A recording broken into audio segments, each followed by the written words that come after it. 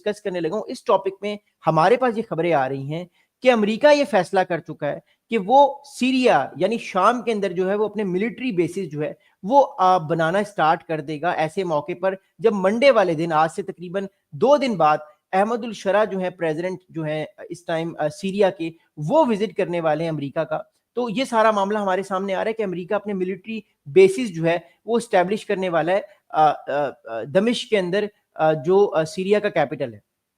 But सवाल ये पैदा होता है सब लोगों के लिए, आप लोगों के लिए भी, हमारे लिए भी, कि अमेरिका अभी क्यों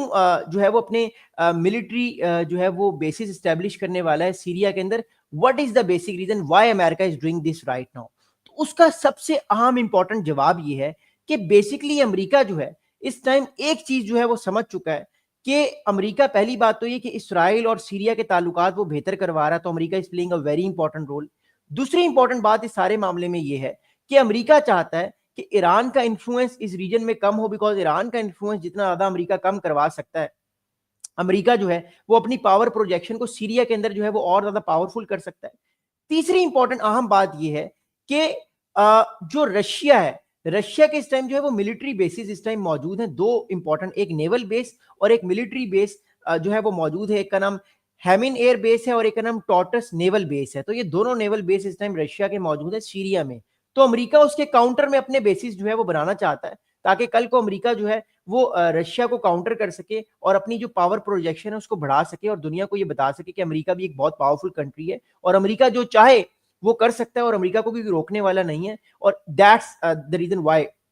America is doing these kind of things to make it much better, to make itself much stronger, ताकि आने वाले टाइम पे अमेरिका को किसी भी चैलेंजर का सामना ना करना पड़े। अमेरिका जो है वो अपनी ताकत को, अपनी पावर प्रोजेक्शन को इतना बढ़ा ले कि अमेरिका बहुत ताकत, मोर इंपॉर्टेंटली अमेरिका जो है वो अपनी सारी की सारी मर्जी से चीजें जो करना चाह रहा है वो कर ले। So that's also very important reason. But we also have to understand a lot of different things. अब देखिए, हमारे पास ये खबरें आ रही हैं कि सीरिया और इसराइल जो है वो एक तरह से नॉर्मलाइजेशन करने वाले हैं। सीरिया और इसराइल जो है वो आने वाले दिनों में नॉर्मलाइजेशन करने वाले हैं। अब वो नॉर्मलाइजेशन होगी क्या, किस तरह की होगी, ये समझना बड़ा जरूरी है।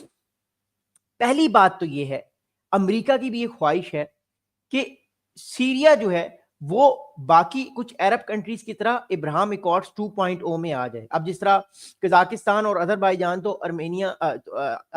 इब्राहिम अकॉर्ड्स 2.0 में आने वाले हैं, अमेरिका चाहता है कि सीरिया भी एक तो ताल्लुकात को नॉर्मलाइज करे इसराइल के साथ, और दूसरा अमेरिका ये भी चाहता है कि सीरिया जो है वो इसराइल जो है उसके साथ एक तरह से नए इब्राहिम अकॉर्ड्स में आ जाए, ताकि इब्राहिम अकॉर्ड्स में आने के बाद फायदा ये होगा इन सारे के सारे कंट्रीज को कि अमेरिका तो इनको बेनिफिट भी देगा, फिर इसराइल को तस्लीम करने के बाद इसराइल इनकी मिलिट्री सपोर्ट भी कर सकता है, इनको एक पावर प्रोजेक्शन इनकी बढ़ भी सकती है आने वाले टाइम पे, जो इनके कॉन्फ्लिक्ट्स में हेल्प भी करेगी। ऑलरेडी आपने देखा निगोर्नो काराबाग पे जब ये जंग हुई तो निगोर्नो काराबाग पे सारी की सारी जो हेल्प थी वो अजरबैजान की इसराइल कर रहा था, वो सारे के सारे ड्रोन इसराइल ने ही दिए थे। तो ये जानना, एक बात समझना बड़ा जरूरी है। अगली बात समझिएगा जो बड़ी अहम इस सारे मामले में, अगली इंपॉर्टेंट बात इस सारे मामले में जो है वो ये है कि इसराइल और सीरिया एक तरह से एक दूसरे के साथ नॉन एग्रेशन पैक्ट करने वाले हैं। अब नॉन एग्रेशन पैक्ट का मतलब क्या है? नॉन एग्रेशन पैक्ट का मतलब ये है कि ना इसराइल सीरिया के ऊपर अटैक करेगा, ना सीरिया इसराइल के ऊपर कोई ऐसी इंटेंशंस रखेगा कि वो अपनी गुलान हाइट्स को वापस ले ले। ऑलरेडी आपको पता है कि 1967 में इसराइल ने गुलान हाइट्स अपनी वापस ली हुई है। तो पहली बात तो ये। दूसरी बात ये कि इसराइल भी फिर एयर स्ट्राइक्स नहीं करेगा सीरिया के अंदर, तो एक नॉन एग्रेशन पैक्ट होगा, क्योंकि अमेरिका की जो फौज है वो दमिश्क के अंदर बैठी होगी, इसलिए अमेरिका को मिलिट्री बेसिस चाहिए अपनी पावर प्रोजेक्शन को ऑब्वियसली बढ़ाने के लिए। तीसरी अहम बात क्या है? तीसरी अहम बात यह है कि जब सीरिया और इसराइल के ताल्लुकात बेहतर होंगे तो फिर इसराइल को थ्रेट भी नहीं होगा सीरिया से, और कल को इसराइल इजीली अपने ऑपरेशंस जहां जहां वो करना चाहता है वो कर लेगा और उसकी पावर और बढ़ेगी, और जो खित्ते में उसकी हेजिमोनी है वो हमें बढ़ती हुई नजर आएगी, obviously with the help of America, because America is a master of the game. तो वो चाहता है कि इसराइल जो है वो ताकतवर हो। अगली बात सुनेगा, अगली अहम बात इस सारे मामले में ये है कि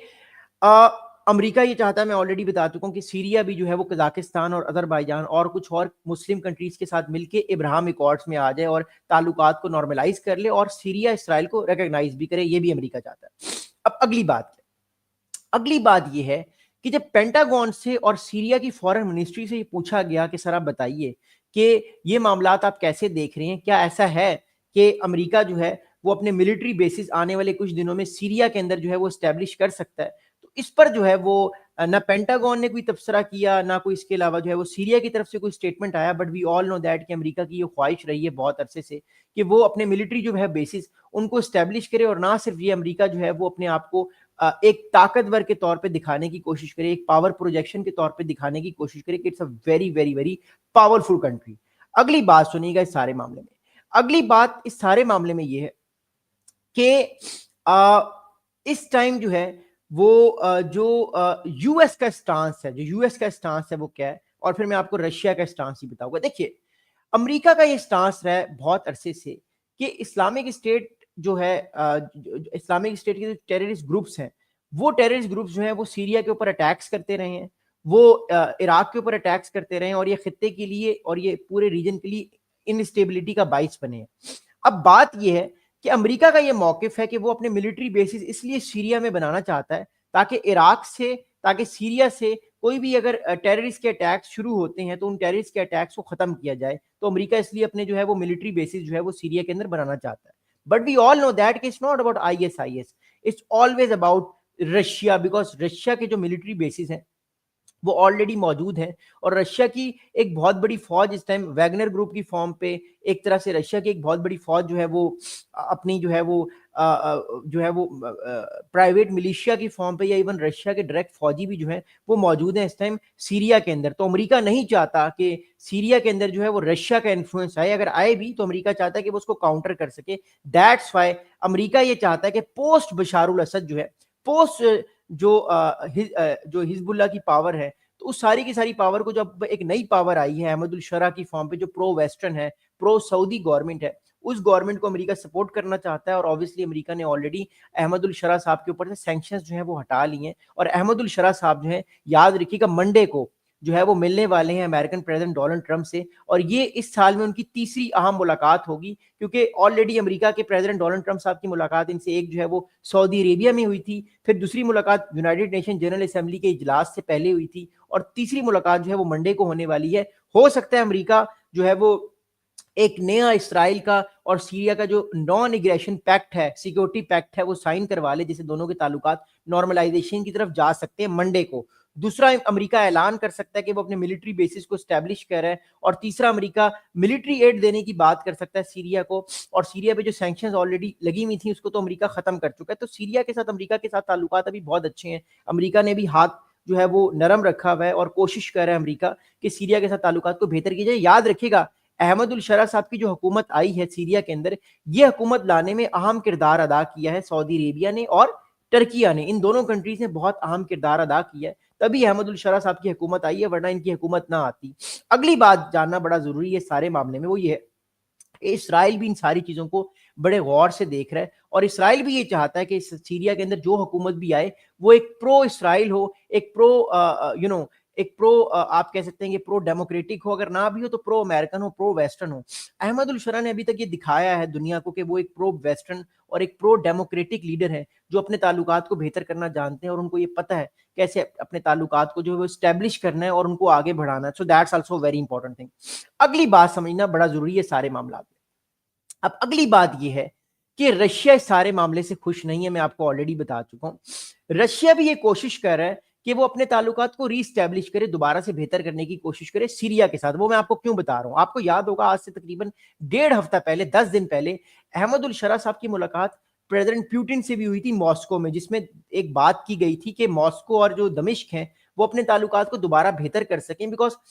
जो रशिया है वो अपना एक स्ट्रेटेजिक पार्टनर बशारुल असद की जो पावर है सीरिया में वो खो चुका है पिछले साल 8 दिसंबर को। उसके बाद से लेकर अब तक रशिया का जो इन्फ्लुएंस है सीरिया में वो कम रहा है। अब जो अहमदुल शरा है, he is playing all of his cards. Ahmadul Sharaa साहब कर क्या रहे हैं? अहमदुल शरा साहब ईरान के साथ ताल्लुकात भी बेहतर चाहते हैं, लबनान के साथ ताल्लुकात भी बेहतर चाहते हैं, इसराइल के साथ ताल्लुकात भी बेहतर चाहते हैं। इसके अलावा वो ये भी चाहते हैं कि उनके ताल्लुकात जो है वो मोर इम्पोर्टेंटली जो है वो रीजन के सारे कंट्री के साथ बेहतर हों, जिसमें जॉर्डन भी है, जिसमें इसराइल भी है, जिसमें लबनान भी है, जिसमें टर्किया भी है, जिसमें इराक भी है, जिसमें ईरान भी है, फिर रशिया भी है, फिर इसके अलावा सऊदी अरेबिया और अमेरिका है। तो वो अपने सारे के सारे कार्ड्स एक टाइम पे खेलते हुए हमें नजर आ रहे हैं, और इन कार्ड्स में अभी तक तो उनको बेनिफिट हो रहा है, क्योंकि अभी तक फिलहाल कोई पावर प्ले नहीं हो रहा। बट मैं फिर बता रहा हूं आपको कि रशिया और अमेरिका का जो पावर प्ले है वो अब दोबारा स्टार्ट होने वाला है सीरिया में। ये सिर्फ एक ब्रेक था। पहले जो 10 साल से 12 साल तक जो एक पावर प्रोजेक्शन या एक सिविल वॉर जारी रही, उसमें एक प्रो रशियन फोर्सेस थी बशारुल असद की, और एंटी रशियन फोर्सेस थी जो कि सुन्नी ग्रुप से और प्रो अमेरिकन ग्रुप से। अब आपको प्रो अमेरिकन ग्रुप्स स्ट्रांग नजर आएंगे, रशियन ग्रुप्स आपको वीक नजर आएंगे, जिसमें हिजबुल्ला है और बाकी ग्रुप्स हैं। लेकिन ये ग्रुप्स भी अब फाइट बैक कर सकते हैं, और एक और सिविल वॉर का खतरा हमें नजर आ रहा है सीरिया के अंदर। बिकॉज याद रखिएगा, जहां पे ग्रेट पावर पॉलिटिक्स जो है वो आ जाए, बड़ी पावर्स आ जाएं, जिस तरह रशिया है, जिस तरह अमेरिका है, तो फिर वहां पे क्योस जो है वो बढ़ने के चांसेस होते हैं, लड़ाई झगड़ों के बढ़ने के चांसेस होते हैं। और आने वाले टाइम पे आपको मिडिल ईस्ट के अंदर ये लड़ाई झगड़े बढ़ते हुए नजर आएंगे, खासतौर पे सीरिया को लेके। तो ये बात जानना बड़ा जरूरी है।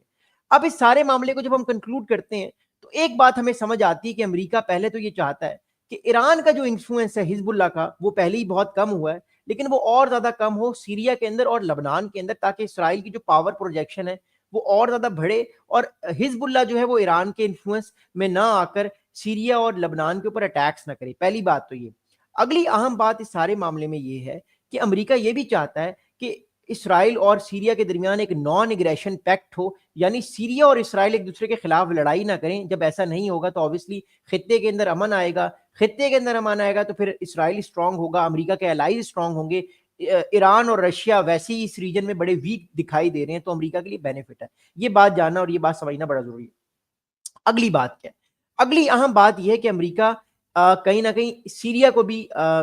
एक तरह से इब्राहिम एकॉर्ड्स में लेकर आना चाहता है, और सीरिया आने वाले टाइम पे आ भी सकता है। बिकॉज सीरिया की जो गवर्नमेंट है वो गवर्नमेंट इतनी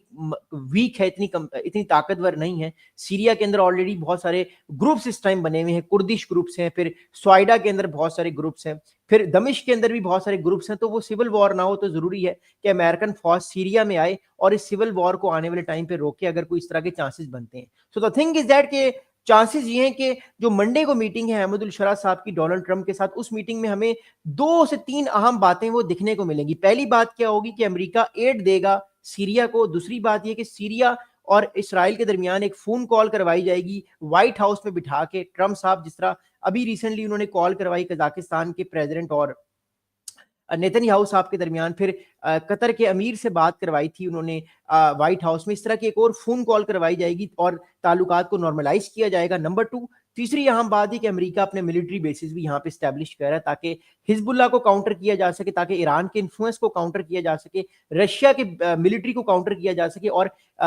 इसराइल और सीरिया के दरमियान जो नॉन एग्रेशन पैक्ट है उसको प्रैक्टिकली इस रीजन में देखा जाए। सो that's also very very important thing, जिसके बाद हमें ये चीज नजर आ रही है कि अमेरिका का जो इन्फ्लुएंस है वो रीजन में ना सिर्फ हमें बढ़ता हुआ दिखाई दे रहा है, बल्कि एक और अहम बात यह है सारे मामले में कि अमेरिका चाहता ही है कि वो इस इन्फ्लुएंस की मदद से अपने आप को इतना स्ट्रांग कर ले, इतना स्ट्रांग कर ले, ताकि अमेरिका को कोई चैलेंज ना कर सके, और अमेरिका की जो ताकत है वो ताकत हमें बढ़ती हुई दिखाई दे।